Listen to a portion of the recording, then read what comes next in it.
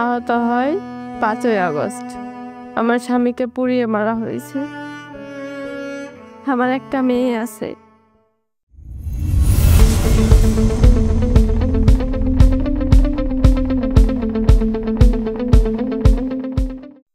আমি শহীদ আল মামুনের ওয়াইফ মোছাম্মদ বিলকিস বানু।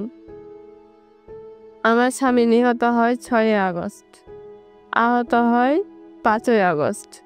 আমার স্বামীকে পুড়িয়ে মারা হয়েছে। আমার একটা মেয়ে আছে। আমাদের মেয়েকে নিয়ে আমাদের অনেক প্ল্যান ছিল, আমাদের ফিউচার অনেক প্ল্যান ছিল, কিন্তু আমরা কোনো কিছু করতে পারি না। আমাদের মাথার উপর থেকে ছাদ চলে গেছে। এখন আমরা কিভাবে কি করবো আমরা কোনো কিছুই জানি না। শহীদ স্মৃতি জুলাই ফাউন্ডেশনের কাছে আমার একটাই অনুরোধ, আমাদের পাশে যেন সারা জীবন থাকে আর আমাদের যেন একটা কর্মের ব্যবস্থা করে দেয়। আমি যেন আমার মেয়েটা নিয়ে বাঁচতে পারি।